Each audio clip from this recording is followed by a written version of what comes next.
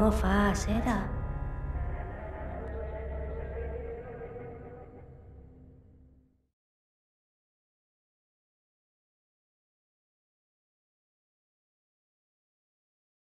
Welcome to Talking in Stations, a podcast about EVE Online, recorded live on Twitch, Saturdays, 1500 Universal Time. I am Matterall from NCDOT, the Destructive Influence Corp.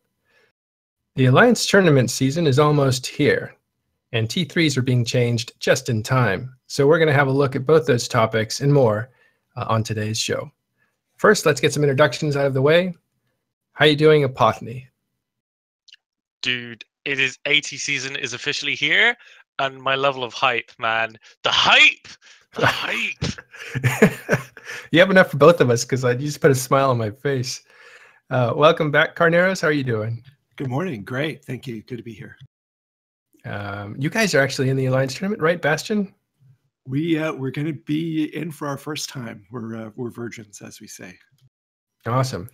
So to get in deep on the Alliance tournament, we've called some players that would know it better than anybody else, starting with Elise Randolph. Hey, how's it going, everyone? Glad to be here. I'm quite excited, not only for the Alliance tournament season, but also for the T3 rebalance. That's going to be an interesting can of worms. Yeah, we'll hit that topic first. Also from PL is their co-captain to their team, Lucas Kwan. Hello, guys. I stepped on you. Can you say it again? Oh, sorry. Hello, guys. Nice to be here. Thanks. And finally, rounding out the Alliance tournament team panel here at TIS is moderator from the Tuskers. How are you? Doing well. Probably best known for being a commentator in Alliance Tournament 14 and also a member of the current Strategic Cruiser focus group. Nice. Right. That's great. So you're what was I going to say? They're doubly valuable today. Is that a word? I just made it a word. I voted in. All right, let's get started with the show. First thing we want to tackle is the Tech 3 changes that are coming. And I can frame them up very generally, but I'm sure you guys can go a lot deeper. T3 is the Tech 3 cruisers that were introduced with Apocrypha. And they came out of ingredients that you could find in Wormhole Space, which was also introduced in that same expansion. And since then, they were very expensive, and the loot was limited. And so they were supposed to be something that you could configure in many different ways, I think 15 or more different ways. And CCP has looked at it and decided they need to, shall we say, nerf or fix them because there's too many options. So some of that changed. The concept was that it integrates so tightly in with you, with the pilot, that if you lose the ship, if it blows up while you're flying it, that you lose a little piece of yourself with it due to the integration. Right. It's the only ship. And that was pretty cool. You would actually lose skill points. But and then I'll turn it over to you guys. The thing of it was they became super powerful as they became like very affordable, and so you see them all over the place, and they kind of overshadow a lot of other ships in different areas. So they kind of were seen as something that needed to be dialed back and stuff. But let's talk about T3s. Who wants to actually talk about what the changes are? Well, we don't know the specifics of what the changes are yet, other than some very broad generalizations, which are themselves subject to change. That they're moving the subsystems from being a set of 5 types of subsystem with, I think it's currently 4 or 5 individual subsystems within that category, down to 4 categories of subsystem, each with 3 inside them, reducing the total number of subsystems we have to deal with, combining some roles together, and also meaning, hopefully, that every subsystem is a valid choice. Yeah. Well, also the rigs are going to be able to come on and off. Is that right? That's correct. This yes. is true. Yeah. And another change is going to be that skill points that were for a certain branch that you had to earn for a certain branch will be reimbursed. That's kind of the latest on that. They haven't actually specified as of yet which branch, I believe, but it's most likely going to be either the electronic or the engineering subsystem, and they'll be combined into one subsystem. So pilots who have trained all that up can look forward to some skill points given back to them, probably in a generic form that they can put wherever they want, probably, but we don't know. And the last thing that was kind of important that I was reading about was the death penalty. I don't want to put it that way, but the penalty for dying in the ship won't lose you skill, will still lose you skill points, right? Yeah, and I think that's a really important mechanic for these strategic cruisers. I know a lot of the like times now, like people don't really care, but or rather, it seems like people don't care. But I mean, if you're in an alliance that loses Tech 3s regularly, and you haven't been, you're not like 8-year-old characters or 6-year-old characters plus. You do actually feel that pain when you lose a strategic cruiser. So I do like the ship is powerful, but you have a huge drawback that is directly tied to ISK, even though I guess now it is because you can just buy an ejector to get out of it. But it becomes like even more expensive to fly, and I like just keeping that cost pretty high. I always thought that was the end game. I forget what other game was like this. Maybe Carneros knows since he works in the game industry. But the fact that you lose skill points creates like a never-ending place to invest your, skill point training time. Like it's constantly knocking you down, so you're constantly retraining it back up. And I always thought that was like, oh, they'll do more skills like that because that's kind of end game, because people are hitting ceilings on skills and stuff like that. I remember a war a few years ago between the HBC, which was a group with basically composed of test. We're fighting AAA, and we kept killing their FC over and over and over again. We calculated that he never ever gained skill points for an entire 8 months because we kept killing his strategic cruiser, and we kind of poked fun at him every time we saw him in locals, like, oh, your skill points haven't gone up. And back then, I mean, it felt like a big accomplishment for a lot of especially younger, newer players who were predominantly in test, because they were like, oh man, this guy never got to train anything. Oh, this feels so good. Elise, may I ask where exactly that pilot ended up? I mean, he ended up in my corp, but he is now in NC Dot. Oh no! Back. It's Makalu Zaraya. Oh, Makalu, yeah, he's an FC now for NC. He's also from AAA fame and has been an FC for a long time. Yeah, he actually rose the ranks. I mean, this is too much, but he rose the ranks through CVA and became like a super FC that way, which is pretty cool the way that worked. Yeah, it was kind of the old training ground for a lot of FCs. I think Pro God Legend came out of there. Am I mistaken in thinking Shadu came out of Providence? The Providence area, but he wasn't part of Provi Block type alliances. Oh yeah, I'm not even sure Pro God was either. In but that same area. Jintan.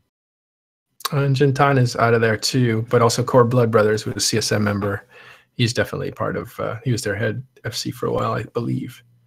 Well, anyway. So what were the T3s used for previously, and how is that going to change? I mean, the biggest change already happened with the link changes, to be honest, that you have to be on grid. So when you say previously, what kind of time frame are we talking about? Are we talking about what they're being used for currently, or what they were used for initially on release in Apocrypha? Well, that's really interesting, Apocrypha, but let's just say the last year. Or actually, no, let's talk about Apocrypha when they were first released, just to give people a little history. Like, what were their main usage then? I mean, you can go, moderator. Yeah, primarily at the time, they were used mostly by wormhole groups who were actually refining and getting the gases and the other materials that you needed. These were not really super farmed sites, as again with Apocrypha, the entire ecosystem for the materials and everything that you needed to produce them actually was just being developed. So primarily it was only wormholers and later richer kind of more, I guess, elite PvP groups, kind of like the Rooks and Kings of that era, started using them. And it small gangs, right? Yeah, small groups like that. And it wasn't until much later where you started to see groups in nullsec or larger lowsec entities really take a hold of them. Elise? Yeah, I mean, the wormholers were definitely the first guys to use it, and they were so weird, you know, just like wormholers are now. Their doctrines made no sense to me. Like, I would kind of just be a fly on the wall during some of the wormhole fights back when wormhole fights would be like 50 on 50 and 60 on 60, and they just escalate beyond using a bunch of caps and stuff. They'd bring like a handful maybe. But they'd have like ham legions, and everyone would have a point and a web themselves, and they wouldn't really have an anchor. They'd just like zoom in one general direction toward the bad guys. And like Balgorns were like the best of the best, and they would be like there, but they were like, oh, we've got these ham legions. Who cares? They don't get capped out. And it was really wild. And everyone used to fit micro warp drives on them. Yeah, like everyone just did their own thing. And this wasn't like when Eve was like in like the era where people just hit each other with sticks and stuff. This was pretty modern Eve for warfare. And every time I'd watch these wormhole fights, and even when I was on the CSM with Wormhole Guy 2-Step, I used to like dig at him and be like, what are you guys doing? This makes no sense. Well, it was wormholes. Yeah, exactly. But then as moderator mentioned, some of the groups on, you know, in K-Space started adapting to these Tech 3 cruisers. I remember PL, it was a real tough sell to get PL to fly Tengus at the time. And we even gave them a pretty great name, we called them Thundercats, after the the children's TV show from like the late 80s, early 90s. And that was like, that was a big thing. It was actually done by Seamus Orzaz, which was the founder of PL, one of the very first theory crafters PL ever had. And he was like, guys, this is definitely the future. And everyone's like, oh no, if we die, we lose skill points. It's going to take like, we'll never get out of this. And then we flew them once and we're like, holy shit. These people have no idea how to fight this. This is like an AHAC on crack. These are the best things ever. And then that sort of like just grew and grew and grew. Other people borrowed that idea and made it better. And then the idea of taking Proteuses came out, and then just Proteuses and Legions and Lokis, and it just swept Eve. And now it's one of the main doctrines for essentially every nullsec alliance, is everyone has some sort of strategic cruiser fleet. And so why are they so good? Like what makes them so good? So what makes them pretty good, and I'm sure Apothnian moderator can kind of tag in on this, is they do a whole lot of everything. They have a whole bunch of utility. They're very, very tanky, and they've got a huge engagement envelope, so they can shoot pretty far. And that's the meta that's been really popular in EVE for the last 3 or 4 years, is being able to shoot or have a pretty good engagement envelope. So I can be very effective up close, but I can still be effective at like 100 kilometers if you try and kite me. So I don't have to perch that much. I don't have to reposition myself on the battlefield. Once I'm there, I can stay there and just cause a lot of damage to anyone that comes into my little ball of own zone here. Let me back you up just a little bit for people that are new to the game or new to military terms. What is a battle envelope, or that you're talking about? What's that mean? So it's essentially just like the distance that you can apply your damage effectively, right? So AHACs back in the day, you would be able to be very effective within 10 kilometers or maybe 20 kilometers of where your the center point of your fleet was. And you want to keep your center point pretty close so the logistics and repairs can like hit everyone equally. Strategic cruisers, they take that to an extreme. You know, they take it from, it's not 0 to 20 kilometers, it's 0 to 80 or 0 to 120 if you can fit that much. And you also have a bunch of utility in the form of mid slots. So you can have tackle, you can have tracking disruption, you can have sensor dams. So you can do a lot of things at once. You know, you're not just taking a rock to a rock, paper, scissors showdown. You're taking rock and a little bit of scissors with you, you know? Yeah. Anyone else want to? They're just super versatile, and they just became really good at doing everything at once. So instead of having to specialize, you can just take the whole house with you. Yeah. And then in addition to what he's describing for the main fleet, you could specialize 1 or 2 of them to be your fleet commander's more strategic platform. It would be tankier, so it could be primaried and still survive. And it would have the ability to very quickly apply some damage at a time when your when you're trying to call targets and quickly get people shooting the right thing. And then in addition, you'd have a few of them set up as boosters, and they were very helpful for that. Something that today, at least in my experience in nullsec, we almost never use Tech 3 cruiser boosters anymore. Mm-hmm. Well, does anybody? Yeah, well, I mean, part of the range thing that Lise was talking about was not so much the strategic cruisers themselves, but rather the rebalance of medium long-range weapons. Because in the beginning, when we started using Legions and Proteuses for armor hacks, they were still blaster and pulse fit, but medium rails and beams became really, really overpowered, which of course synergized well with the bonuses that you got from both the Proteus and the Legion. So, because originally it was really only the heavy missile Tengu that was good of the T3s, at least when Peel started using them with Thundercats. It's kind of weird how we have short-range weapon systems and long-range weapon systems, and they do functionally about the same amount of DPS when you're using them correctly. Like you do more with rails than you do with blasters, to be honest. Yeah, so it's kind of weird that you have the short-range weapon system, which is supposed to be the high damage, high tracking, but very short range, and you have the long-range weapon system, which obviously does have worse tracking, but at range, your tracking inherently improves the further you are away from something for same speed and what have you. So really, we're in a modern state of Eve where short-range weapons don't have a place in fleet combat, because long-range weapons are just as good, only have extra range, functionally speaking. In the modern era of Eve, the primary use of Tech 3s as an actual fleet doctrine in and of itself, and not just as a support ship, is transiting your fleet through a wormhole. You can't really move battleships through a wormhole to project.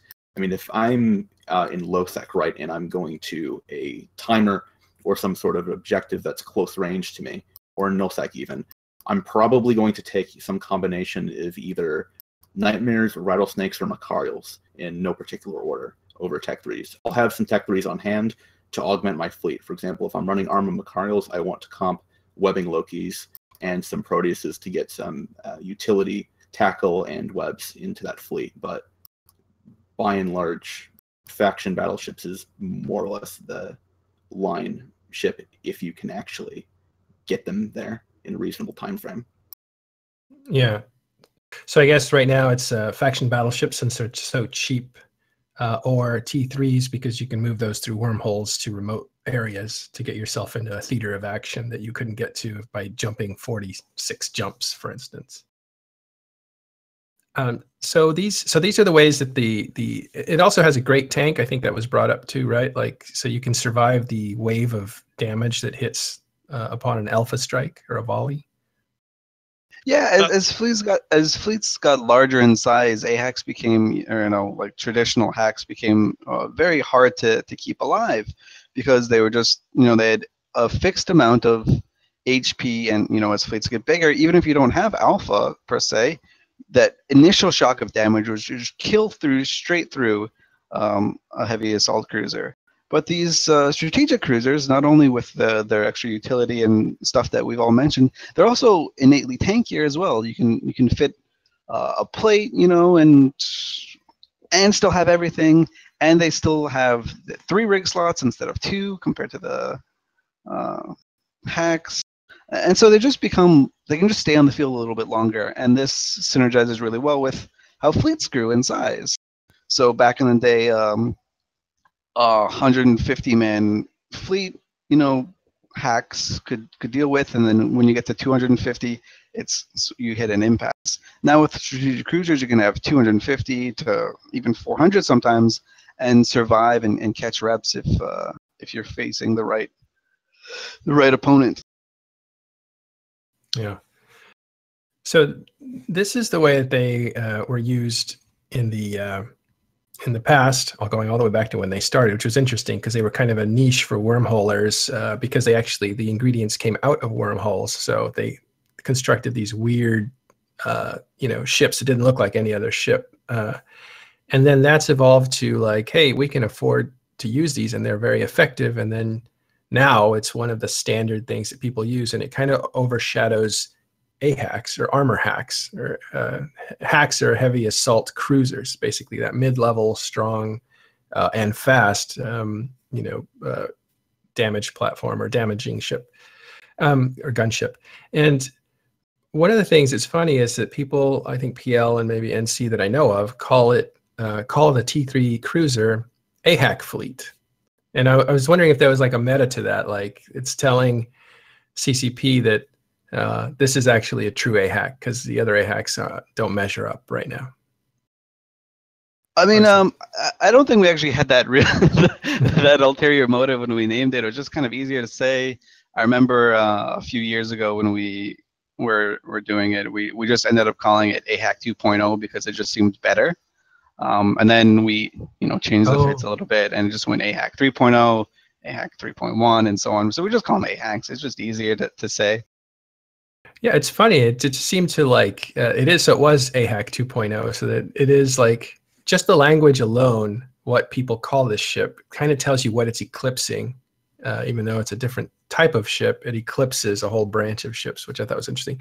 So these changes, how are they going to affect how this thing works? And is this a nerf or, what are we looking at here? They've said rather explicitly that one of their design goals is to increase the signature and make them less mobile.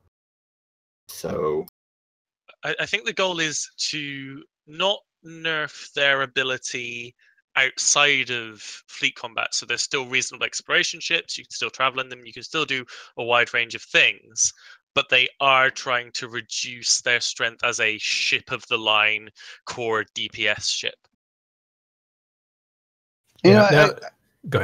I was saying I got into a little bit of a conversation with someone on the Eve subreddit talking about what would be your dream scenario for the Tech 3 rebalance.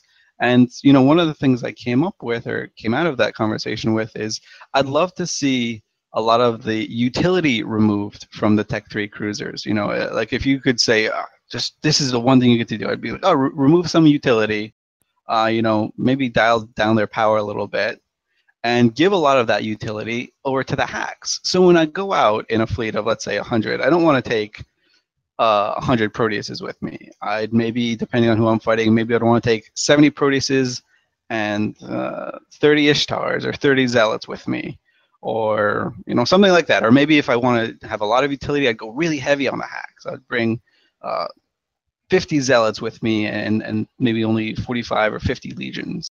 I think that'd be a really cool ebb and flow to fleet combat. I don't know if that's the direction they're going, but that would be kind of like my dream scenario. Now, when you say the SIG is going to get bigger, what does that mean for the T3's abilities? It means that they'll be easier to track and apply damage to. And I mean, already that's something that, for the most part, is everyone in this day and era really tends to comp enough webs and target paints that actually signature tanking battleships at 0 isn't really a thing that exists anymore. If you try to do that in a fleet of Proteuses or Legions, you're going to get haste pretty quickly.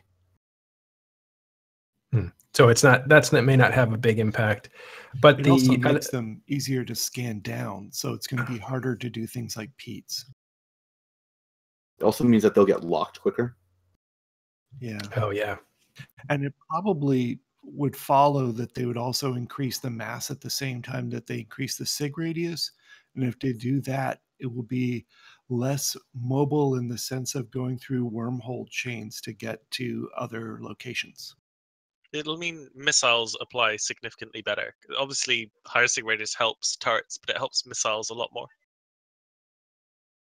So I know they're simplifying this because before there were like too many options, some options that were just not used, that were dead, according to Fozzie, CCP Fozzie, and some options that were kind of overpowered. So it seemed like it was tricky to balance because you're not balancing like one ship, you're balancing 5 ships or 15 ships, all in one model, and then you multiply that, I guess. All the different configurations you could do, it was technically over 4,000 separate ships with wow. All the different mods. Yeah, and that's got to be hard to balance. It's got to be hard to balance that. That's like a whole chunk of ships because each one of those configurations is considered a ship, and it's no wonder that it's kind of out of balance with some things being useful and some things being not useful at all.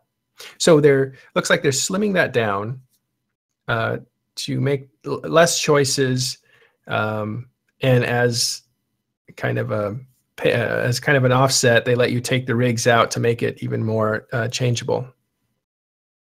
Seems like where they're going with this. And that seems to be something that's going to be very, very sought after in wormhole space again. So maybe their role is going to be focusing more on putting these things back into the bread and butter of wormhole space. And, other guys can use them too. But, look at, it's kind of like a huge shout to wormhole guys. Like, hey, look, you can change this shape without leaving your wormhole. That would be fantastic. And I know a lot of... at FanFest, actually, when that change was announced, I know a lot of wormhole people started cheering in the audience, which is really? one of the fun things about going to a place like FanFest when you hear these changes. You instantly get a sense of, yeah. It's like that comedian that says jokes and some parts of the crowd laugh, and then he says a different joke and other parts of the crowd laugh. And yeah, it's that would be interesting. So it sounds like they're putting these back to what their original purpose was for. Is what it sounds like what you're saying.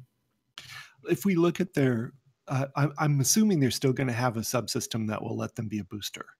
And if we look at the booster options out there right now, if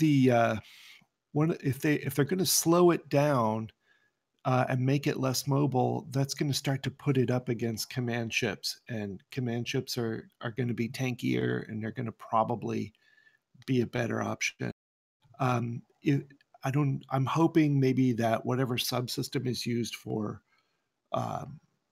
boosting maybe gives it more mobility, because we need something that's in between a command ship and a tactical destroyer or whatever, or what do you call those? The Tech 3 destroyers. Something in between in mobility, and you could take it with what's the right thing to take with a fast cruiser fleet? Yeah. I think they're called Booshers, or am I wrong on that? That's just the nickname. Moderator, you had something? Yeah, just that the time frame of this, whatever does end up coming out, it will affect the Alliance tournament. However, one thing we do know is that you are not going to be allowed to fit remote repairs onto them, so you will not be able to use these as a Tinker comp like PL and others have done in the past. Nice segue. Outside Tinkers, the Tech 3 Cruiser has never been that popular because it's been pretty much at the same points of the command ships, and Tech 3 Cruiser versus command ship in the AT is kind of like a no-brainer given the ridiculous of how good the Sleipnir is. Actually, one last point on that is one thing I really am interested in seeing how it affects is the logistics Legion. That's something that you see used a lot in LowSec, especially where people are using mid or high grade slave sets a lot, is that it's used as a much more tanky version of the Guardian, which can get killed far easier than, say, a Legion. So that's something that will definitely be very interesting to see how that develops. So one thing we mentioned at the beginning of the show is Moderator is not only part of the tournament team, but he's also on the T3 what do they call that now? Work group, or, but they, like 12 people were selected to be a part of feedback for the changes that are coming. What do you expect to see in that, group? I'm not trying to have any preconceived notions one way or another of what's going to come out. CCP is going to give us more or less of their vision, and then we're going to give feedback on that. Yeah, a Ming corrected focus group. That's right, the word I couldn't find. It seems that they're saying we have a group here that's going to give us feedback on these changes. At the same time, these changes are coming really soon. How's it going to happen? It remains to be seen. I'm not sure how much feedback or how fast they're wanting to move on this. Obviously, it's coming out on July 11th, so. That's right before the Alliance tournament. Now we're going to move over to the Alliance tournament. Well, actually, in just a second. But one thing that was brought up is the part of the tournament, the rounds are going to be before the changes, and then the tournament is going to happen after the changes. So there may be doctrines that change in that time. Carneros? And going back to what you said about the strategic cruisers and tinker fits not being an option, the fact that they're allowing energy transfers this time, and the receiving ship could have an unscripted ancillary repair module on it, doesn't that almost work like a tinker? Wouldn't a local rep be viable if you had an ET coming in on you? Is that like a hidden backdoor? Well, that's kind of the entire way that the Tinker works. If we look at a very traditional Tinker, which is kind of a undermanned comp, so maybe 5 dudes, you'll have a Tengu, maybe 3 shield battleships, I don't know, say 2 Scorpion navies, and I don't know, Golem, say, for a paint for the missiles, and then you throw in some links to have like a bitch vulture, as you call them. So that's like a traditional Tinker comp. Each of the ships that were not the Tinker Tengu would be feeding cap to the Tengu. The Tengu would probably not have any cap modules on it, and the way it would keep the team alive, it would have remote reps in the highs, which in this AT are banned, but the way it would tank itself would be to have that local rep, an extra large, probably not an ancillary, just a regular extra large rep, and that would just cycle super quick, and those things could tank up to, like, I don't know, what was it, like 4k DPS around there? Lucas, you probably know that better than me. Yeah, a bit more, I'd say 5k. With heat, obviously, then, yeah. Yeah. Why not? Okay, so we're making that transition to Alliance Tournament. This is really an interesting, it's interesting time for Alliance Tournament. It seems to have like a whole new wave of energy. Let's look back for a second on the Alliance Tournament before we get too far into the strategies and what's in the rules and stuff like that. Let's talk about like the Alliance Tournament, what it is, what it's meant to EVE Online, and what benefits it has for people who win it. What's the incentives there? Somebody want to take that? I'm thinking Elise. I'm happy to do this because it's one of the things that I got interested in when I first started playing EVE back in the day, and it just kind of stuck with it as a huge part of me afterwards. So the Alliance Tournament, which is kind of like when it first came out, it was kind of like a goof. You know, it's like, hey guys, we're just gonna hold a tournament to see who is the best. I mean, that's one of the most Caldari one, right? It was the Caldari Championships before it was the Alliance. 81. Yeah. There you go. The super cool information about that, and like the prizes were, you'd get like 4 super cool battleships, you know, and they'd be completely unique and just amazing to have. And in the very early days, there was like a pretty big dynasty from Band of Brothers, and you know, there's a very storied history of the Jericho Fraction countering like this crazy comp that was deemed unbeatable.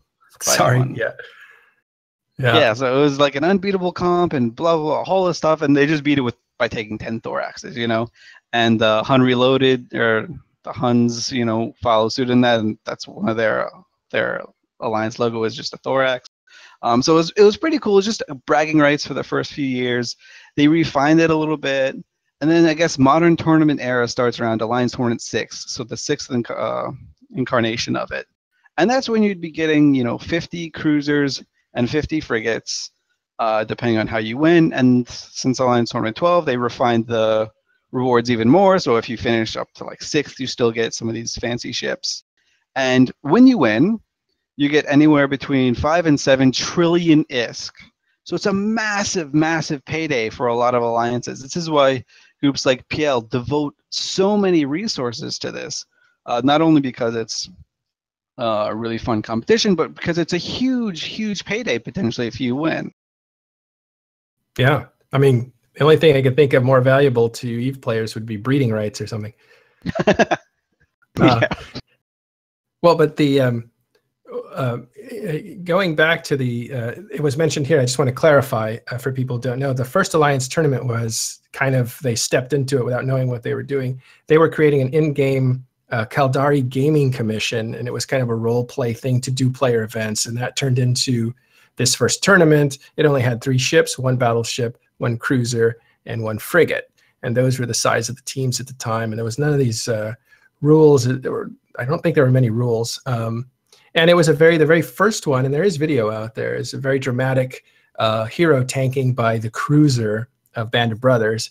And Band of Brothers at the time was a rising power, or was already powerful. So they were known in the game as like the guys to beat in the game, but also the guys to beat in the tournament. And their dynasty lasted like three tournaments before it was disrupted. And then PL was really coming in. This is very interesting, but lost right before the finals to meet Bob, because that would look like it was going to be the matchup. PL was going to take over from Bob if PL could win, but PL lost, I think, just before they got into that, or the other way around. Bob lost to Star Fraction in spectacular fashion, which is kind of funny because these T1 ships beat these, this unbeatable thing that Bob had put together, which kind of reminds me of Blood Raiders.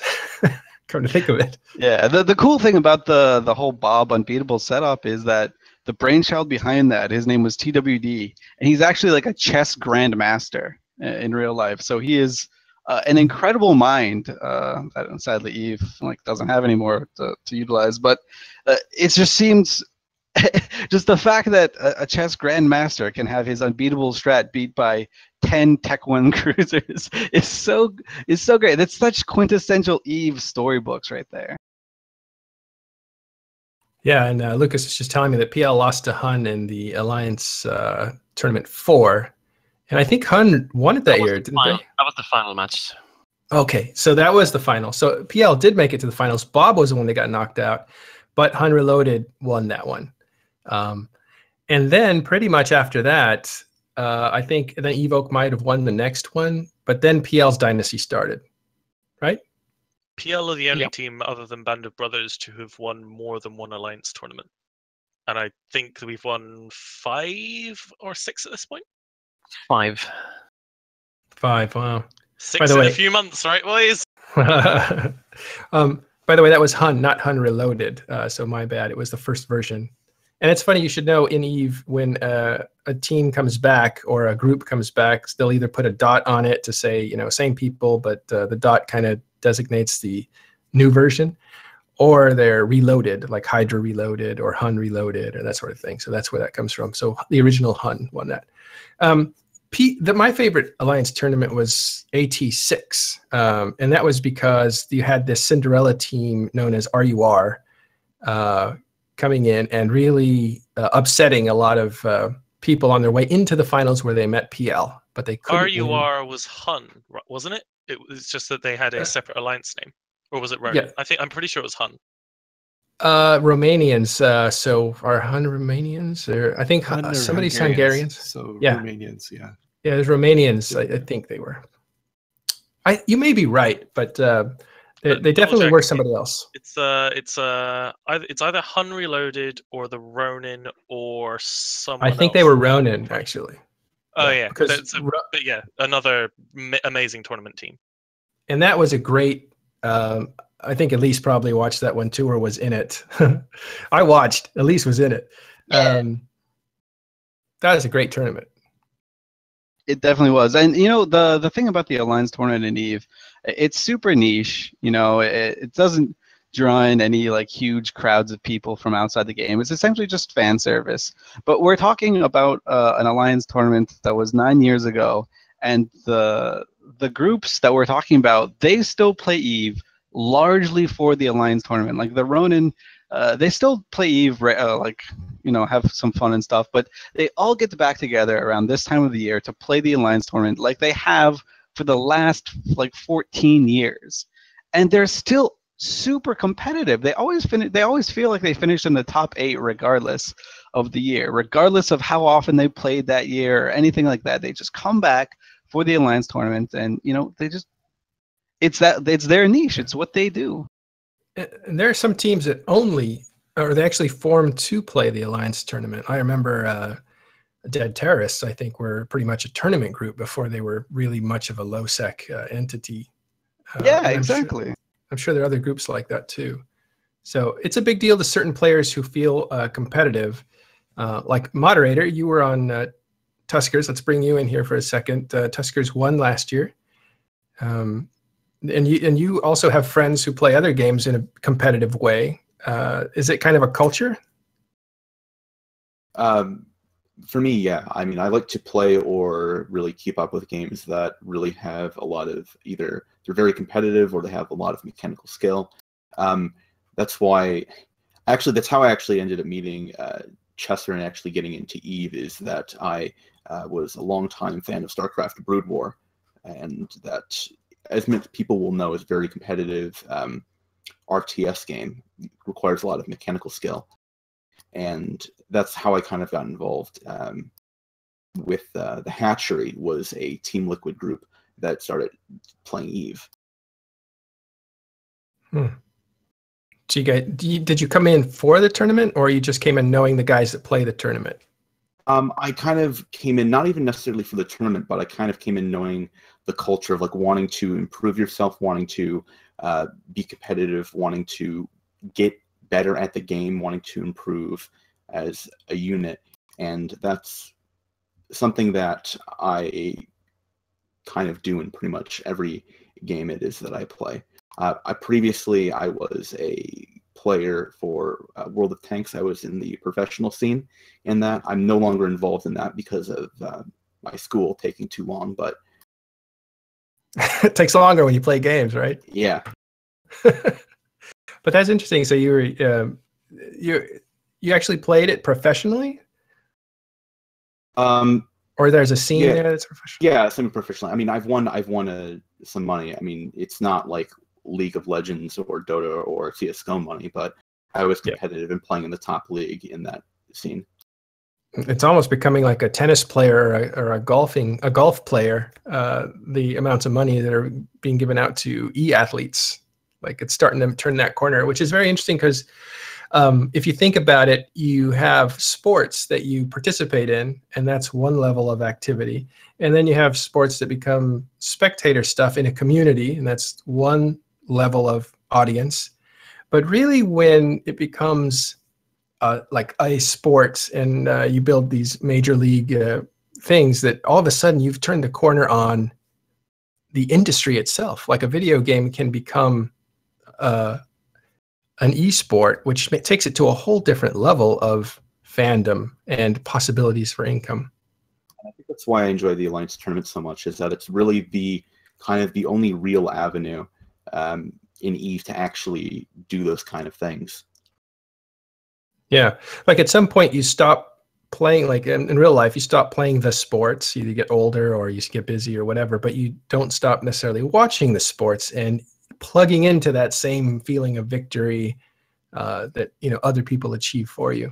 And that seems to be one of the things that can translate over. And I work in Los Angeles, and our building was half of my floor on my building was rented out to Riot Games. So these guys are right next to me, and I would talk to them all the time, the producers. And their whole headquarters was actually the next building over, and so I would see them in our coffee shop and stuff like that. And came to find out that Riot Games, who makes League of Legends, was kind of financed in a huge, just a ton of money was thrown at them from Asia, I think, like 500 million or some ridiculous amount of money. And I'm thinking, like, who would invest that much money in a video game? It occurred to me, they didn't tell me this, but it occurred to me that they're trying to make it into a sport, because at that point you go from a bunch of players that are, age 16 to 24 to a whole different phenomenon that other people participate in. Girlfriends, wives, older guys, don't have time to play anymore. Like, it becomes a different thing, and the income potential is so different than a community baseball team. Like, that's, Major League Baseball compared to a community baseball team is totally different income potential. So maybe that was the idea. And so in seeing that in EVE, it's kind of interesting because the game itself is such a slow boil, right? Investments are made, plans are made, things take time. But the tournament is like that one fragment of intense action. Well, I mean, yes and no, because that's where the Alliance tournament differs from any other esport, because it's still connected to the actual game. So these ships, these prize ships, have actual real value in game. They turn the economy around. People will spend all year trying. We used to spend all year trying to find the really good faction ammo. Now that's banned, so you can't use it anymore. But still, and people want to source mods for the flagship and stuff like that. So that's a whole alliance or corporation activity that can go on all year. So it's really more connected than many of these other esports are. Yeah, and yes, I am an old man, so I don't have any connection to esports. So if it sounds like I'm full of it, maybe I am. But that's like I said, I wasn't told that information. That's what I synthesized after talking for a long time with them.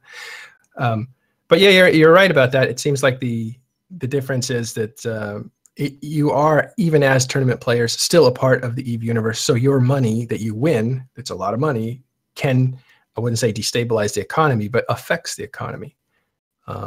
And those ships can actually be seen out in public being used against typical players. So it is a little bit different. Right, well, that was my contribution. What do you guys, shall we talk about the rules and how they've changed, Epothany? Yeah. Sure.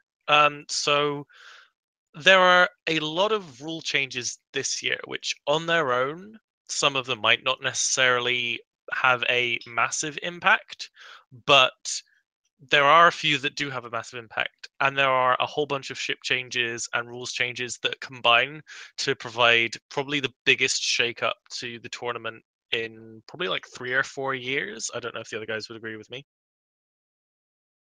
Pause.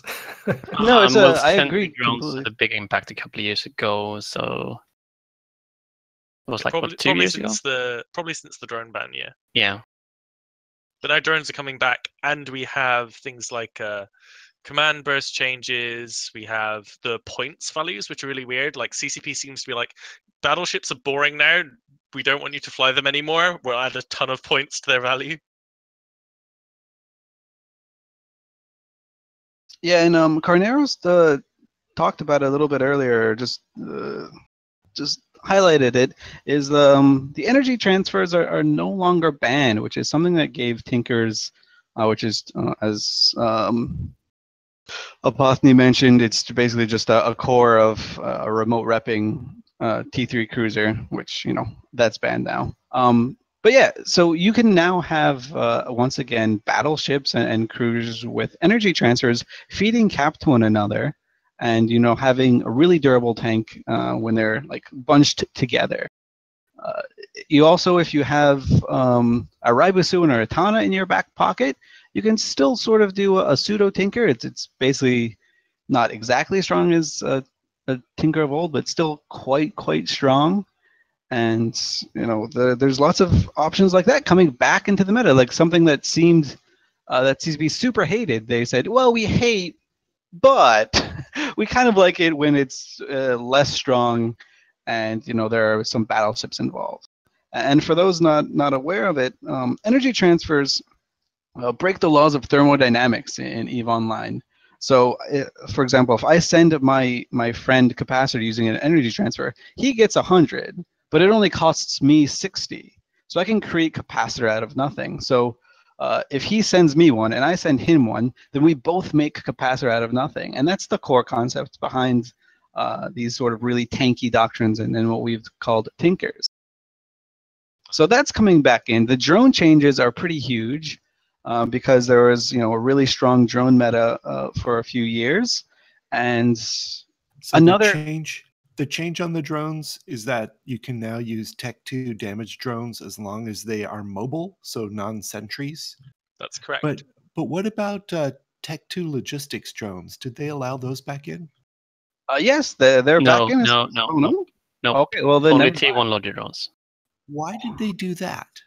I mean, I think a lot of it is they became super popular, and I don't think it was done for a viewer's sake, but it's also kind of hard to see in EVE Online, especially when you're casting one of these matches.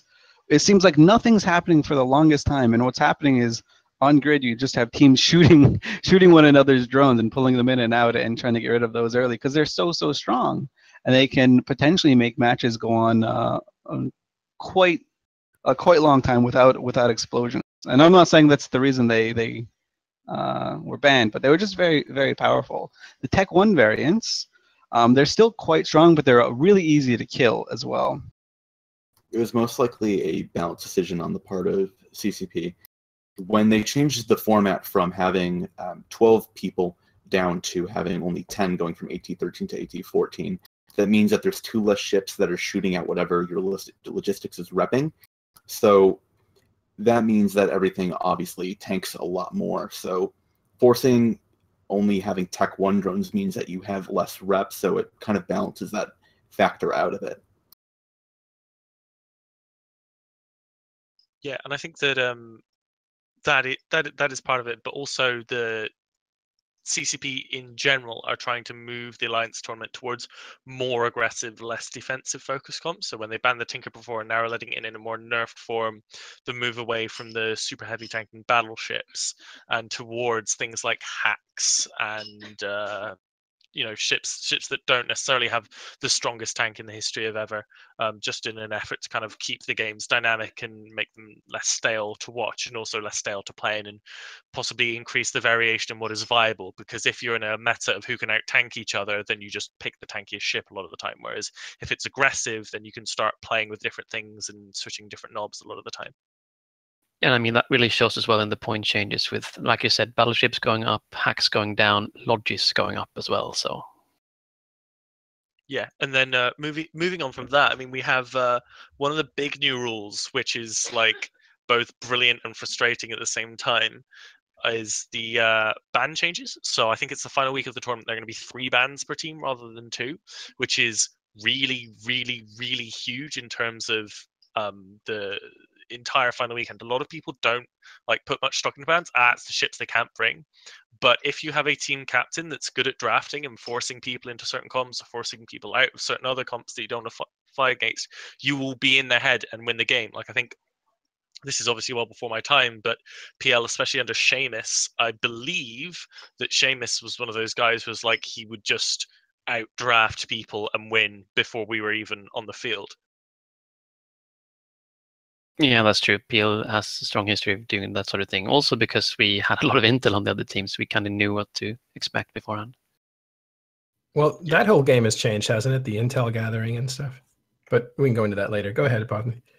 Well, I was just going to say that it also helps allay some concerns that people have that you need to have a stash of 80 prize ships already to win the game. So it's teams who have already won tournaments and thus have all the 80 ships available that have a huge advantage, because obviously, as we know, Etanas are quite good, Rabisus are going to be quite good, ships like the Cambion, the Malice, ships that traditionally see a lot of 80 play. If you're a younger team and you don't have access to those, it might feel like, well, what the hell are we going to do? You're at an automatic disadvantage if you don't have hundreds of billions to drop on 80 ships. But with a third ban, it kind of means that you can still get your 2 bans like before, and spending a ban on a 80 prize ship is less painful. So having 80 ships is still valuable and still a huge advantage, but 3 bans rather than 2 does somewhat mitigate the advantage of having 80 ships. Yep, and continuing on from last year where the rule was first enacted, this year it's staying here. They're limiting the amount of unique ships or prize ships that you can field in a match. I think one of the this became an issue, I guess, to CCP during Alliance Tournament 13 when the final had, or one of the matches leading up to the finals had something like 8 unique ships fielded between the 2 teams that were competing. It was like PL took like a triple Maracha setup, and it was just they decided that it had gone out of control. So instead of being able to have so many of these ships, you can only take 1. And in the feeder rounds, which is we can talk about the format, how it changed a little bit, you don't get to bring any. Yeah, and to add on that before we do go to the feeder rounds, it's worth mentioning that as each year progresses, there are 2 more 80 ships in the game, assuming the format stays the same of a cruiser and a frigate each year, which means that full 80 ship teams become more and more viable as you have more choice and more roles filled. So the problem was only going to get worse and worse and worse to the point where they had to enact a rule like this. Right. What's our next point on here? I think the biggest thing is just the overall format of the Alliance tournament itself. Basically, how it's going to be done. It has always been a 64-team thing. In previous years, it kind of oscillated between 3 and 4 weekends. This year, they've expanded it to have 4 weekends of coverage, but they kind of did an interesting little twist on it. CCP will only broadcast from their studio in Reykjavik the last 2 weekends. For the first 2 weekends, they're outsourcing it in sorts to EVE-NT, who did a great job last year with the initial weekend. But because of the way CCP did it last year, there are 2 systems being used at the same time. So EVE-NT could only do one system, so you can only see half the matches, and the ISD would just do the others. They wouldn't have commentary, but they would have cameras and stuff like that. So this year, there's CCP is rewarding EVE-NT for the great job they did last year and the continued job that they do, and said, you know what, you guys get to do the early rounds. And to make things even more interesting, instead of having this crazy bidding war to get spots, we're going to have 32 teams that are directly invited, and then the other 32 teams will come from a feeder competition. And the feeder competition, it's free to enter, or has a very low barrier to enter. I'm pretty sure it's free to enter, and it's on Thunderdome. You need to put in 2,500 plex, but you get it back if you lose. Oh, okay, there you go. So there you go. It's super cheap to enter. It takes place on Thunderdome, which is the tournament server, so you don't even have to buy ships to compete. And there you go. So there's 56 people who have signed up for that, and there will be a pre-tournament for that using the similar rules or the exact same rules for the Alliance tournament. And of that, 32 teams will be selected and invited to compete in the main event. So it's kind of opening the doors for more people to get involved without having to spend a lot of money. Historically, the Alliance tournament has been known as something that you have to have a lot of money to compete in. It's like an old boys club where all the money wins. At least that's sort of the mentality that people took, whether it was true or not. So now it's kind of breaking the barriers to entry, so more people can enter. And ever since Alliance Tournaments 11, I think it is, if you win 1 match in the Alliance Tournament, you get 10 quasi-unique skins. So they're skins that you can only get from the Alliance Tournament. And so it's, basically if you win 1 match, you make money in this whole thing. Well, and the side benefit, I think that's more eternal than money, is the reputation of just being good. I think watching Tournament 6, I remember looking at PL saying, holy crap, that's who I want to play for. That's I want to get to PL. I have since changed my mind, but that was winning the Alliance tournament is like buying a Ferrari. It's guaranteed gets you laid. Actually, awesome. As a counterpoint, actually gets you not laid a lot. One of the things that I've had trouble with in Camel and Tuskers, and besides all the videos that were being put out in Camel by Lord Carlos and other members of that group, after we ended up having very deep runs in New Eden Open 2, AT 12, and then 13,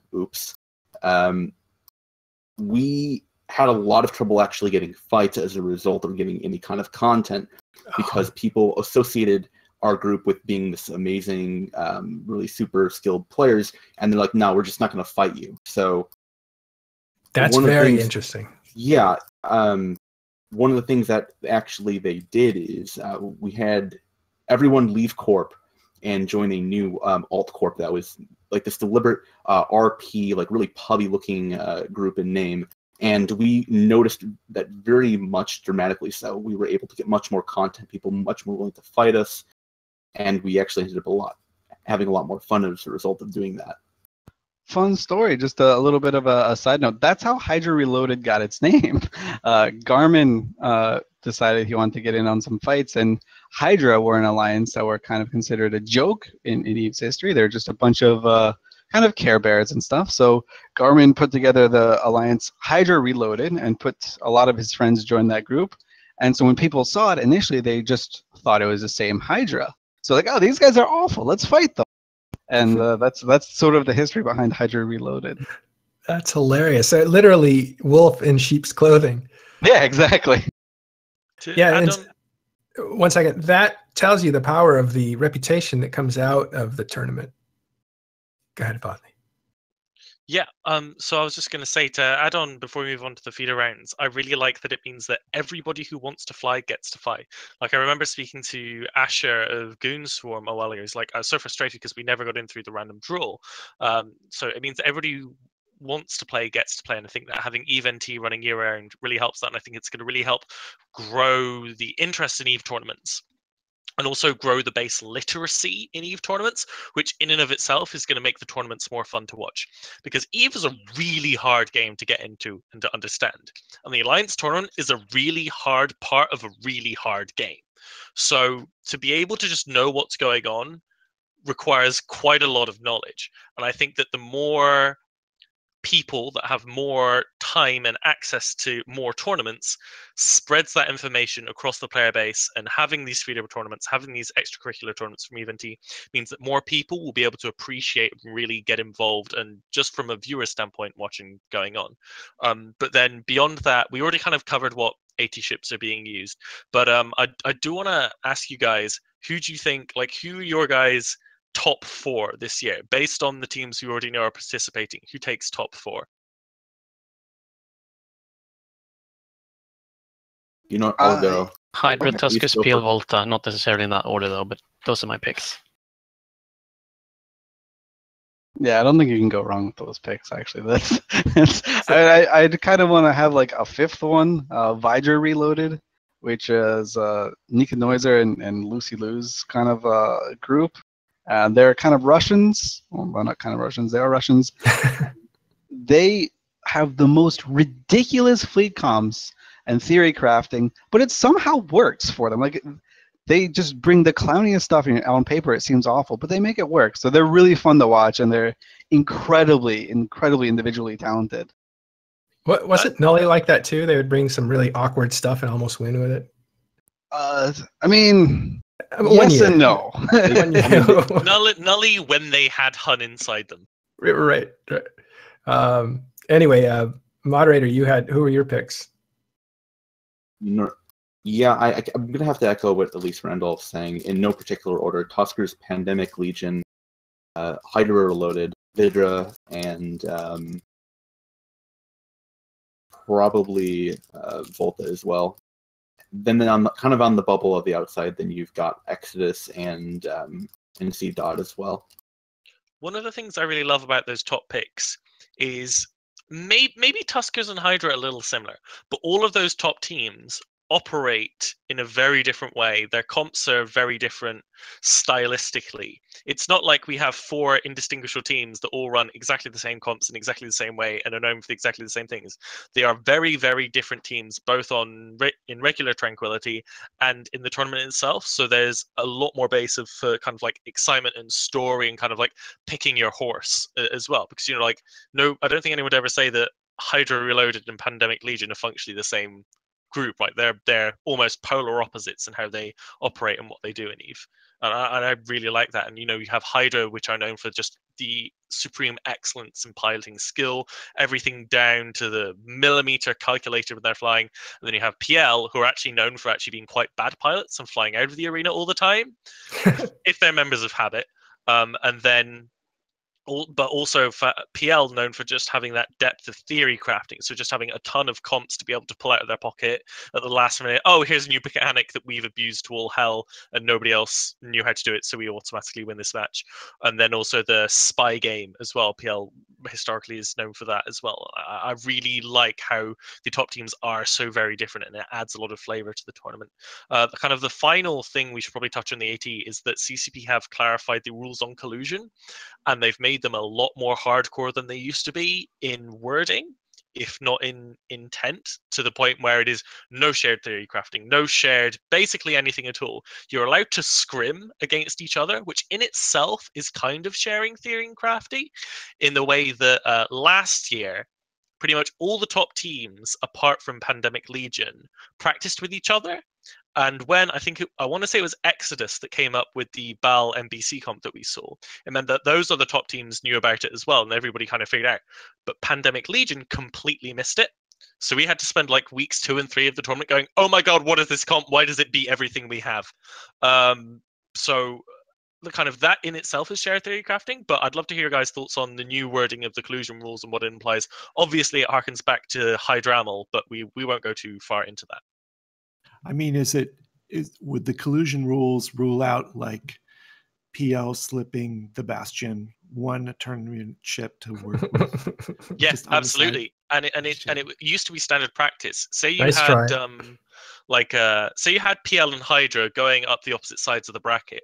It was common practice to say Hydra doesn't want to face PL because, you know, they're each other's nemesis. They knocked out each other at the tournament all the time.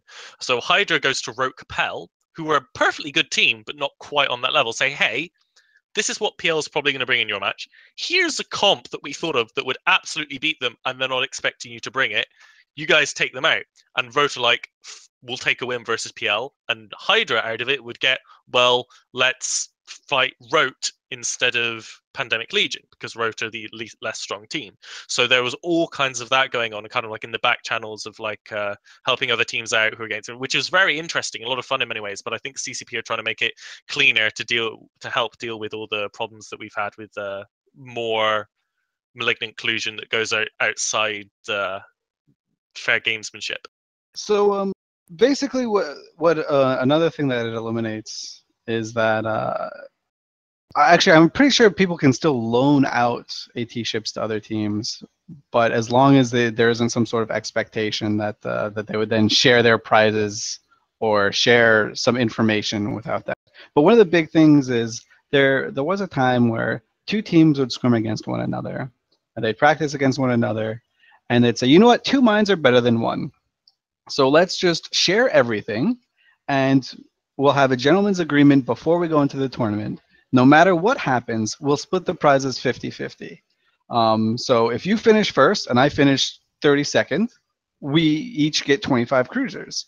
If you finish first and I finish second, which is kind of the end goal of that, is then we each split the lion's share of the prizes together. And that sort of made for a really unfun dynamic because you had two teams that would fly the same, do exactly the same thing, and you know they didn't really care if they lost so much as long as their partner was doing well, and it sort of loaded the bracket up as well. So if your team was in a really difficult section of the bracket, but your gentleman's handshake counterparts were in an easy bracket, you were like, oh phew, at least we're going to get some prizes out of this. This is the best. And that's the sort of collusion that we'd seen happen before, where teams didn't get punished doing this because it wasn't explicitly against the rules. And then we did see teams get punished for kind of taking this to the next level. I mean, EVE Online players are habitual line steppers. You draw a line in the stand, we'll put our foot as close to the line as possible without going over. Then, maybe put our foot over just to see what happened. So this kind of marks a very, very drastic line in the sand and tells you if you cross this line, you will be eliminated from the Alliance tournament, and your gentleman handshake team will also be eliminated. So just play for yourself, and if there's any funny business, you're done. So. Yeah, that's basically it was basically like one larger team getting 2 shots at winning the tournament, and that's just not cool, even from a statistic sense. Even if you are the best team, that's still quite unfair. But yeah, that's not good. I completely lost my train of thought. Sorry. What was your question that you asked? You posed to everyone. Their thoughts on the new wording of the collusion rules. I remember what it was. Basically, CCP now have stated their opinion and the rules on it, which means that when it does come to if bad things happen, CCP can ban people as much as they like and go, look, we laid out the rules 2 or 3 months ago. We were very, very clear that we even smell this shit. You're out. So it gives them a lot more leeway to kind of take more aggressive action against this stuff. And people go, hey, whoa, we thought this was okay. We thought this was part of the shady shenanigans of the AT. Whereas now it's very clear, no, none of it. You're going to get banned. You're going to be out the tournament forever. Gone. Bye. Lucas, did you have something? Yeah, I mean, this also ties into what I said earlier about the Alliance tournament being a part of the larger universe. When you have a game like Dota or CSGO or whatever, then the playing field is leveled. Everyone is playing the same heroes. Everyone has the same items. Everyone has the same stuff available to them. And sure, you can collude by sort of throwing a match or something, but you're not going to have this free sharing of resources and intel like you do in in the Alliance tournament, and with explicitly stating that no more sharing logistics and resources and splitting prices. That's sort of just CCP putting the foot down, I guess. A moderator? Oh yeah, this is going to be the first major tournament that's going to occur after the changes to the EULA, now no longer allowing betting. And I'm very interested to see what that does with regard to the viewership. Personally, it means that I make about 50 or some odd bill less every AT season, but what's everyone's take on EveBet no longer being a thing, people not betting on matches, and what that's going to do for viewership? It was never a big draw for me personally. Like I made I think 10 bill the first weekend last year, just because I knew who the good teams were going to be before other people kind of figured it out. But like I think it will drop the viewership because that was a big thing for some people. Some people love to have a bit of money on it and kind of get that extra excitement. But I think that for the tourney people, for the people who like really love the playing and the nerding and the theory crafting, it won't affect them much. So I guess it'll affect the viewership, but it probably won't affect the number of people that are interested in participating. No betting on the AT is so sad. You know, like it's one of those things that is now going to be part of a bygone era. And it was so fun to do. Like alliances would get involved, whether or not their team was playing. They would, sit around on TeamSpeak or in a separate Jabber channel or on Mumble, and just like talk to one another. Say, oh, this guy's going to do the betting. This guy's going to do so and so. I think it's super sad to have that betting aspect gone. I know there are some groups out there who have like in-house sort of betting type things, which, as far as I know, is allowed to happen for in-game events. But man, it's gonna feel really different without being able to bet on it for a lot of people, because that was one of the main draws for the people who didn't really care about watching the mechanics or anything of the game, or who weren't interested in the minutia of picking a certain ship instead of another one. I guess it kind of made it more accessible, and it kind of made it so when you rooted for a team, you sort of felt really attached to them, Whenever I have anything on the line, I always, like, this is the main reason I play fantasy football, right? When I play fantasy football, I'm so invested in every team where I have a player on my team, and because I just have something riding on it. Even if I don't care if I win ISK, it's sort of the bragging rights of saying, I bet on this and I was right. Go ahead, Carneros. It's a little bit like removing fantasy football. Yeah. Well, I guess I think all that stuff still happens without the gambling. What the gambling might have done is forced you to look at the teams a little closer before they performed to actually try to make money. So you try to look for those gems of teams, and that does get you involved in like what teams are, flying what and who's good and who's not. And it does kind of raise your awareness if you're actually trying to make money on it. One of the nice things about the Alliance tournament, and I will say this in my house very quietly so my wife doesn't hear, but I actually went to work one weekend to watch the tournament just so I could watch it. And I remember sitting there cheering for my team. It's a really strong compulsion to like cheer your guys on if you like your Alliance.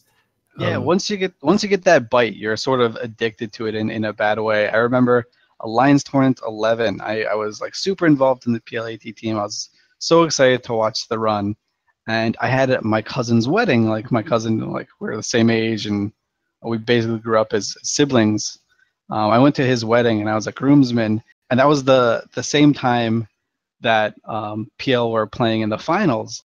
So I remember like having my phone in my pocket with Twitch playing and a little earbud going in that I'd pretend to scratch my ear a little bit just to sort of hear what was going on. And I'd be like, "Oh, I ate something off at the reception. I have to go to the bathroom. Excuse myself." And I just be huddled in like the corner in a tuxedo, just staring at my screen, trying to see if PL won their match or not, or how it was going. And I felt like a junkie. I felt like a super degenerate. I had my cousin's huge wedding, and I was just sitting in the corner. Oh, funny. Carneros? Yeah, one of my favorite parts is Alliance tournament viewing parties. I host one every year in San Diego, usually the last 2 weekends even. and I'll make a deal with a nearby bar to open up at 7 or 8 in the morning because of the time zone differences. And we'll all go in there and, have croissant and mimosas and beer and coffee and watch the thing. It's great fun. Oh, that sounds cool. And there'll be a bunch of other people. They'll have whole lists of Alliance tournament parties out there. And I won one last you would year. enjoy it. Yeah, I may check that out. Well, if I can get away. Yeah, but that the gambling aspect, to bring it back to that, was something that we thought, like, we discussed it the other night, and it was kind of, why doesn't CCP do it themselves just for the tournament? Like, that seems like it would fit into the atmosphere, but like you had to be docked in your station to actually place bids and stuff like that. I thought that would be interesting. It sounds like it would be a lot of dev time. Like whenever CCP do a change, it's okay. How much dev time would it take? How much benefit does it give us? And Yes, when it comes to the AT, CCP do wonderfully support the AT. Like there's a ton of people there who really care about it, put a lot of time and effort in, and financially it's well supported as well. But do we do that, or do we get the structure changes 3 months delayed? Like, it's that kind of trade-off. Yeah, it was a fantasy to throw that out there and stuff, but it seems like that, like, if you wanted to have gambling, that would be the scenario where it would fit into the universe instead of just some, crazy crackerjack slot machine kind of stuff that goes on or did go on. Right. So let's wrap up pretty quick. We have anything else on the Alliance tournament you guys wanted to cover? I was going to do a little bit in the Doctrine Watch, but I think that's after player news, right? Yeah, we'll try to. We might go over a little bit today, which is fine because there's a lot of information here. I wanted to go into player news next, and let's have a look at what's going on out there. Nice. I do know that the second Blood Raider Satio was reinforced by, this time not a huge fleet, but just 4 super caps, I believe, 3 or 4. And funny enough, this time a lot of people may be looking at the example of what happened before, and let's talk about what happened before. Goonswarm destroyed the Satio. It dropped its wreckage. Inside the wreckage was very valuable loot, and it was taken by somebody that wasn't a part of the people who killed it. It was taken by Test, although those guys were targeted and killed before they could escape with it, destroying it for everybody. And so this time it gets reinforced, and a lot of people show up to third party the wreckage, it looked like. So they didn't bother fighting it. They just kind of sat back, and I believe it was Russians just let it kind of expire. So I thought that was interesting. Anything else on that? If not, I think it's just a hilarious mechanic. The whole, it's kind of fun. Blood Raider shipyard thing. Like, first you have a bunch of dudes and Punishers doing it. Then you have like 4 guys doing it in supers and I guess microwing their thing. And then the big fear is that someone's just gonna cherry pick the loot before you. That's like the big thing. Yeah. I was saying there's 2 news stories here. The first one to kill the Satio, that happened. The next one is the first person to steal the loot from somebody else is going to be a big story. I thought that was kind of funny. The other, so we'll move on because there's a bunch of stuff here and we're out of time, but Methodical Alliance, which was a pretty stable alliance with ties to Darkness or Guardians of the Galaxy, has shuttered. And they seem to have some emotional ties to your alliance too, NC Dot. Yes, a lot of the guys that can't, well, that's the wrong way to put it, but basically we refer them to Methodical to like kind of get acclimated to nullsec, and that's for a lot of veterans that come back to the game that want to jump back in and see. Sometimes they get deferred over to Methodical, where they could kind of acclimate to the environment and then reapply later and stuff. So yeah, and there's definitely a lot of friendships between Dice Corporation and Methodical. Somewhat. I don't know how deep it goes. I went to look at what happened to most of the Methodical Corps, and a few of them, like one went to Darkness, one went to Mordu's Angels, one went to Blades of Grass, one went to a Renter Alliance, Rate My Ticks.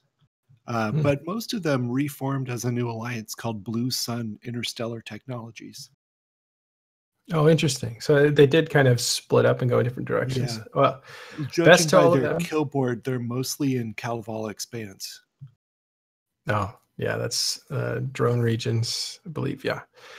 Well, so goodbye to Methodical, and next on to some combat. NC is fighting the Imperium inside of Gehi, which is low security. It's actually not Iridia, it is Kenyad, isn't it? But anyway, it's really close to Delve in those areas. Or sorry, it's close to Catch, which is where a lot of action is happening these days between just all the alliances in the southern area before I list them all and forget people.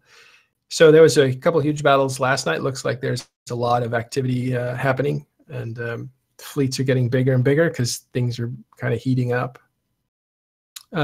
Pure Blind, there seems to be some skirmishes that look like some kind of what do you call it? Not a purge necessarily, but they're trying to move some people out of there. Anybody know about the Pure Blind skirmishes that are going on? All right. I don't have the names of the people involved right now, so I'll have to read up on it. Vale seems to be attacked by Test of all people. So Vale's kind of filled with kind of renters for NC Dot, and there seems to be a lot of activity up there as well. So there's so Test's main campaign has been to deploy to Stain to get rid of the Stain Russians that live in there, because they're always a nuisance to Test, especially living in that area. But a small little group decided to deploy to Vale to start harassing the NC Dot sort of renter alliance there, see if they can affect their money, the income, just by being in there with cloakies and stuff like that. And so a lot of the hubbub is that's what caused NC to deploy down south. It's because they're like, oh well, you want to mess with our house, we're going to mess with your house. We'll just deploy the house down towards Gehi to sort of get more involved in that theater. Oh, interesting. Yeah, and that does kind of suit NC's personality. I've seen that a few times where they kind of say something to a smaller. They kind of threaten alliances. Don't do that, or you're going to pay for it. And NC is pretty good about following through on their punishment, so they will go down there and stuff. Whether they're successful or not, I don't know. It remains to be seen. But they do kind of move to settle some scores. Yeah, so that's what's going on up there. And ghost training, do you have some information on that, Apothony? So ghost training was a thing whereby you could have a unsubbed account, but it would still accrue skill points, and this means that for free you could functionally train characters, which is basically playing the game for free. CCP released a dev blog, I think it was last night, where they said that, look, we know that you like free skill points and free subscriptions if you don't log in, but legit, we're a company providing a service. We'd like it if you pay for the service we provide, so we're disabling that now. Wait, I'm sorry. They're disabling the ability to ghost train, because it's functionally a bug that lets you get skill points whilst unsubscribed from the game. So it's like you're training on a subscribed account, just not logging in. So obviously that means that skill point farmers could basically make ISK on unsubscribed accounts, like a fair amount of ISK. And the more people knew about it, the more people did it, and the more money was made. And CCP were like, hey, a ton of people are doing this thing. This is a massive problem. We need to stop it. Yeah. So some backstory on that. They knew about it since FanFest. They were trying to figure out how to fix it, or maybe waiting for the right time. I don't know. The news didn't really get out into the public, and that's kind of nice to see that courtesy to CCP, not to blow this out into news and let everybody do it. But it finally did make it to Reddit. Reddit put it out there, and all of a sudden Plex sales went sky high. It was assumed that part of the pressure to push those prices high is the demand that was created by people who wanted to get in on this sort of thing. And that was only a few days ago, so that's been nerfed, or actually that's been fixed. So the people who are getting in late are getting the short end of the stick. But there were people who managed to get a ton of skill points that they shouldn't have gotten, and they've managed to get those skill points and convert those by selling them through injectors to a lot of money. It is assumed. Nobody really talks about that out loud, but that's what that whole controversy was. It's nice to see that that is fixed. So, I just want to get in on Yeah, that because please. the devlog you're showing right now is from 2008, and so I don't know if actually fixed the issue with alpha accounts training Omega skills yet. So I did know that the problem existed way back then. Yeah, but that was the different issue because that was when your account subscription lapsed. The thing now is that when your subscription lapsed, you just go into alpha status. So you still train alpha skills, but the problem was that they didn't stop Omega skills from training. And that was how the free skill farming came in. So I don't think anything has actually been from fixed. People saying that it hasn't been fixed. Yeah, we still may out have there. been rused. Yeah, I thought maybe it came across this morning or something, and I didn't see it. But yeah, I was looking for devlogs frantically, couldn't find anything. Yeah, same. As far as I know, it's still a mechanic that potentially exists. Like I have several accounts that weren't subs. So it was like when I first heard about this, I was like, oh, let me log in and see if this worked. It didn't work for any of my characters, but I assume there's a way to get it to work because I've seen characters. Like I know there's one skill point farm one guy has with like 180 characters, and it just kept growing. So I assume it still works as a mechanic. There is some hubbub that maybe it doesn't work as a mechanic, and it just some market manipulator is trying to say, hey, this is what works, so we can sell Plex better or something like that. With Eve, you never really know how it's going to be. It could be a bug, or it could just be some budding entrepreneur trying to manipulate the market by seeding false information about it. It's a good point to make. So maybe there still is room to get in on it. Maybe that door is closed and it's just speculation. It's all very mysterious. But let's assume it's not fixed. So we're not making any announcement because we don't have that confirmed. But you're right. There was 2 sessions of this. It did go back to 2008. There was a certain bug that either got fixed or didn't become a problem at a certain point. Then when they said all accounts are free, and the training is constantly ticking, that problem came back in a different mutation, and that's the one we're talking about today. So it's like if it was a virus, it had kind of come up at one point, went away, and it's come up in a mutated form and is plaguing us now, if you consider that a plague. So APIs are revealing, so Riva reported in the INN News that APIs are revealing production information, so they can tell like how much building is going on, and so you can check out that article for more information on that.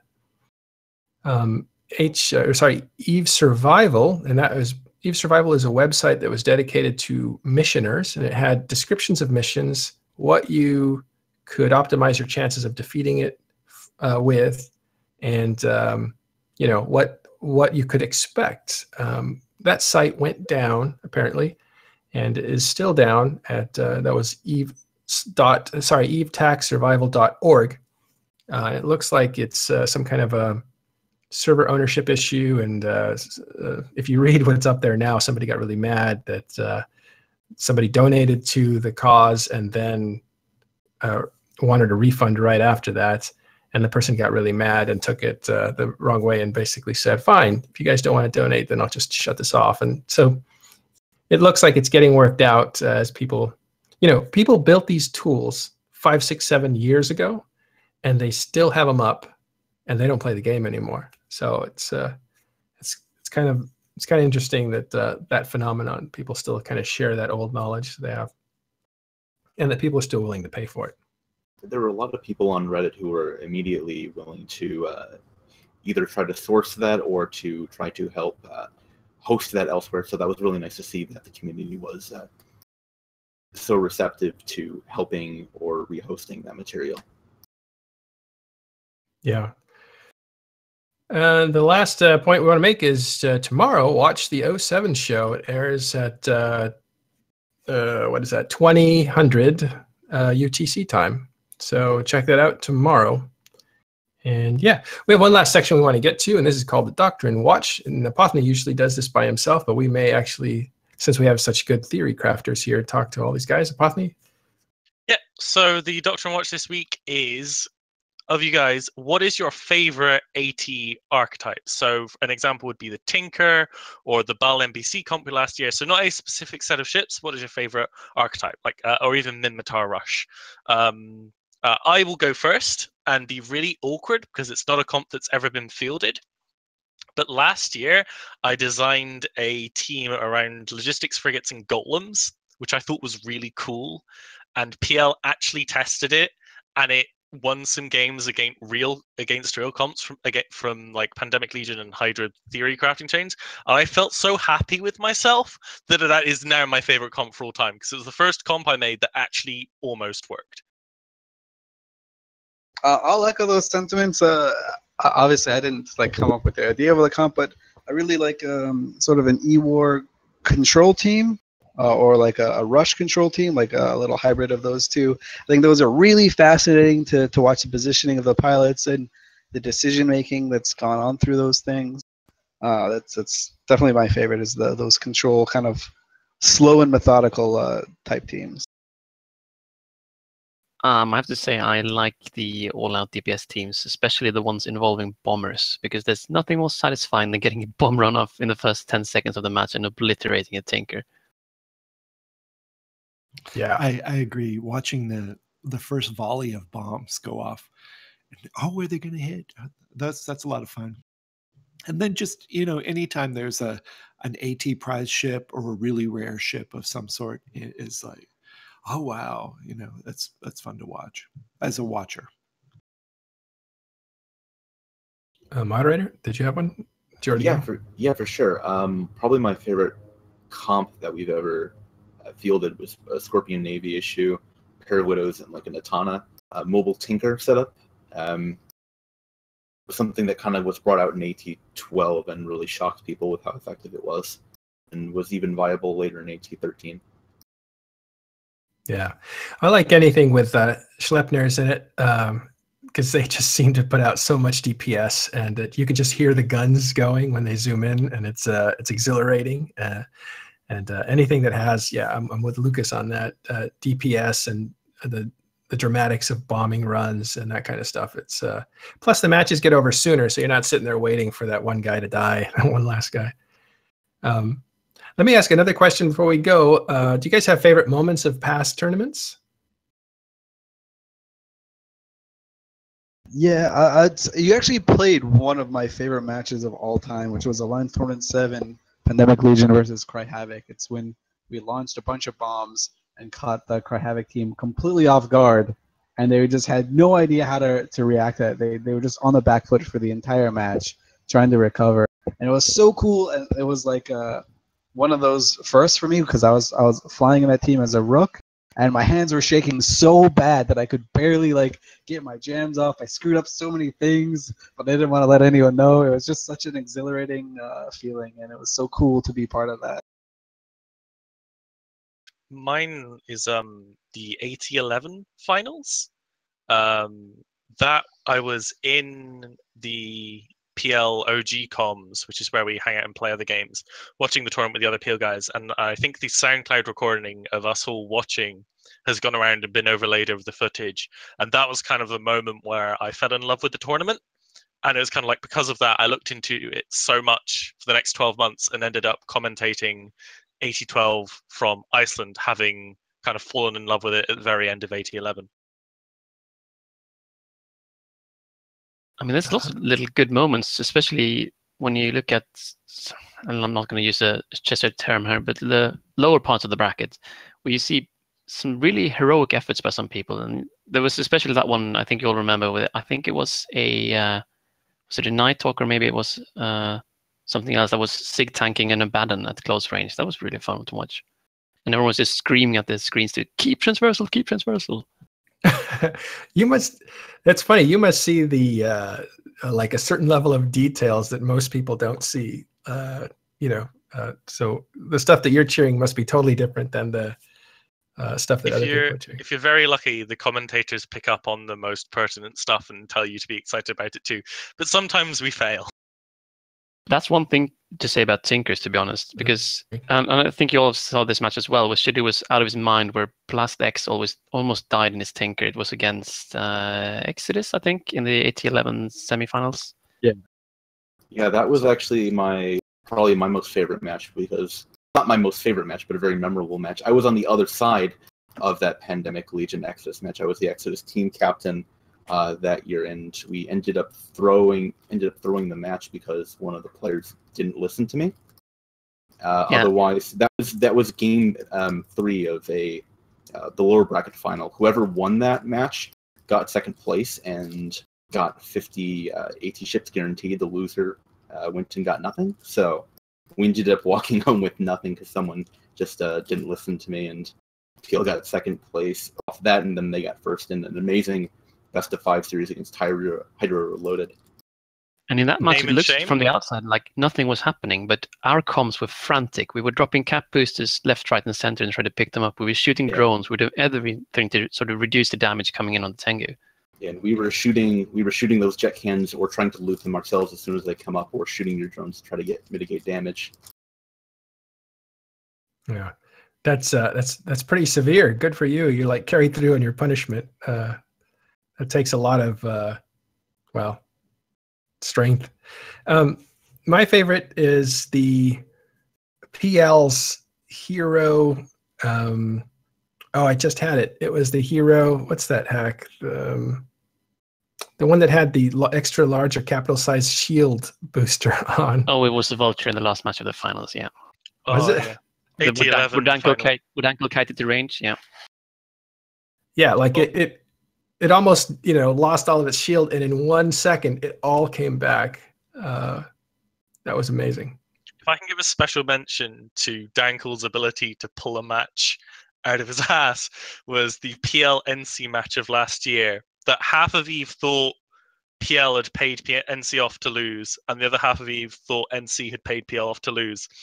And 2 members of our alliance, who shall remain nameless, but both I believe were some from a well-known corporation in the alliance, boundary violated off of a bait Drake, which is why their ticker is now #break on comms and has been since. And then so we're down on points, and then like Dankel manages to barely kill a Caracal with like 5 seconds left in the match to win the game, having boundary violated 2 Sleipnirs. It was so close. A friend of mine who was on the team was at work, and I was live texting him like the play-by-play because he couldn't watch because he's a very serious job. And like he had to, at work, he was in a meeting or something, said he had to step outside for a few minutes because he was physically shaking after seeing 2 of our Sleipnirs basically throw the match away when he thought we were going to lose. Spoke to Casper the other day. He got a black mark on the wall from where he broke his headset. Yeah. Like it was ripped like a headset, a keyboard, Doom Chinchilla's fucking hand or something. It gets competitive, doesn't it? All right. Well, if there's nothing else, let's close out the show. I want to thank Apothny for helping a lot with the Alliance tournament questions, and Carneros for coming around. Elise, thank you for showing up. Lucas, pleasure to meet you, and thanks for coming, as well as Moderator. And one last thing, Moderator, I didn't know you were on Exodus. I have a soft spot for Exodus. I don't know if it's the name or something, but I was always cheering for you guys. I was never a part of Exodus. CCP Rise's favorite team. Yeah, I like them. I don't know why, but I always cheer for them. There's a few teams that I don't belong to that I always cheer for, and Exodus was definitely one of them. All right. So thanks very much, everyone, for coming around. I want to give out some credits. McLeod is the producer of this show. It's run live on INN, but it's put into a podcast form that we put out separately. And I want to thank everybody for watching. And if you want to support the podcast, it is Patreon/Matterall, and supports all your content providers, not only us, but everybody. And subscribe and give follows, and send them an email every once in a while letting them know you appreciate what they do. It helps keep the stuff going. It really does. And last pitch is that if you guys want to join INN, we need writers and artists and programmers too, and even administrative people. We have a huge team of over 80 active people. It's really fun. It's like its own alliance, really. But yeah, think about that. And I will actually go ahead and let any of you guys have a second to do shout outs or plugs or whatever you want, starting with Apothny going on down.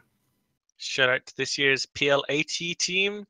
I'm super looking forward to spending the next 3 months of my life with you guys in a small room on the internet, punching each other in the face about fittings. Nice. Shout out to Keisha and Kartris and the Bastion AT team. Go, guys.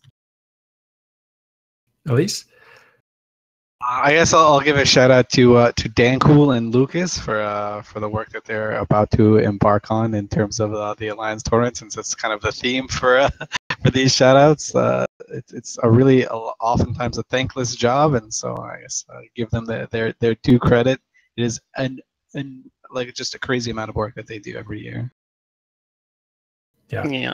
I mean, on that note, might as well say a shout out to all my friends and family. I'll see you again in September, I guess.